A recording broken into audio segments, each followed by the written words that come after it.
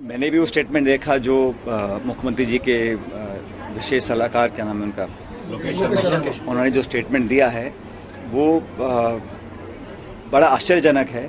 और क्योंकि वो मुख्यमंत्री जी के ओएसडी का है इसलिए चिंता का विषय भी है। और इस पर मुझे पूरी उम्मीद है कि पार्टी कहीं ना कहीं इस पर ध्यान देगी कि ये क्यों कहा गया, क्या सच है क्या झूठ है।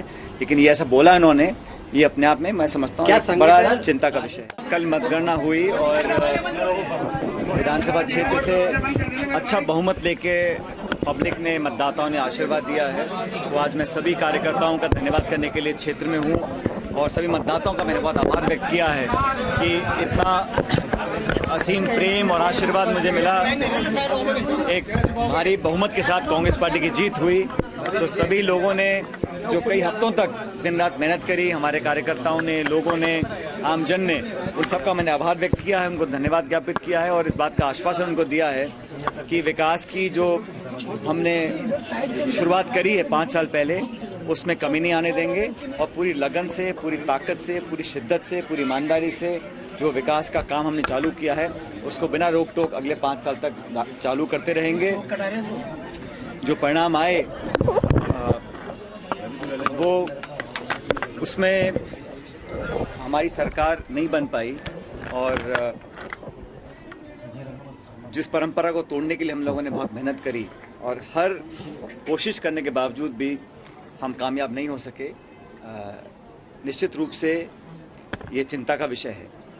क्योंकि पूरी ताकत हम लोगों ने लगाई, सारी मेहनत करी और हर बार हम सरकार बनाने के बाद रिपीट नहीं कर पाते हैं। इस बार दोबारा वही हुआ, इस बात का खेद हम सबको है और इस पर चिंतन भी करना पड़ेगा और आत्मचिंतन भी करना पड़ेगा हर स्तर पर कि कहाँ कमियां रहीं, क्या वो कारण थे जिन वजहों से हम सरकार दोबारा नहीं बना पाए। बहरहाल कार्यकर्ताओं ने पूरी मेहनत करी, उम्मीदवारों ने अच्छा चुनाव लड़ा, कारणों का विश्लेषण भी होगा। कल सभी कांग्रेसी विधायकों की एक मीटिंग भी है, उसमें आगे क्या रणनीति पार्टी की होगी, प्रदेश में, जिलों में, देश में भी, उस पर भी चर्चा होगी। लेकिन मैं तो जरूर मानता हूँ कि हम सब लोग चाहते थे कि मध्य प्रदेश में, छत्तीसगढ़, राजस्थान में जो तीनों हिंदी भाषी राज्य हैं जहाँ पर द्विपक्षीय मुकाबला होता है, यहाँ पर कांग्रेस पार्टी जीत कर आती तो हम लोगों को बहुत मजबूती मिलती। बहरहाल हमारा वोट प्रतिशत कहीं कम नहीं हुआ है। तीनों राज्यों में बनस्पत मुझे लगता है कि मैंने आंकड़े देखे थे तो हमको वोट प्रतिशत भाजपा से ज़्यादा मिला है।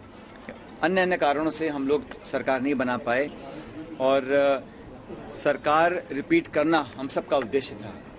लेकिन इसके बारे में बहुत ऑनेस्टली आत्मविश्लेषण करना चाहिए और करना पड़ेगा और बहुत ईमानदारी से इसका विश्लेषण हम करेंगे कि कहाँ कमियां रह गई थी।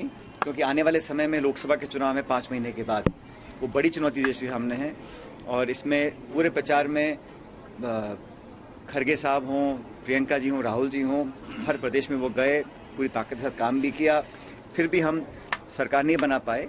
लेकिन एक मजबूत और सशक्त विपक्ष बनकर हम लोग काम करेंगे और आने वाली जो नई सरकार है उन्होंने जो वादे किए हैं उनको पूरा करने के लिए उनको मजबूर करेंगे और जनता की आवाज बनने का काम हम लोग करेंगे। 2018 में आपको मुख्यमंत्री बनाया होता कि नतीजे कुछ और होते इस बार? 2024 और 28 के लिए जो है जोश बढ़ने का मूल मंत्र क्या रहने वाला है?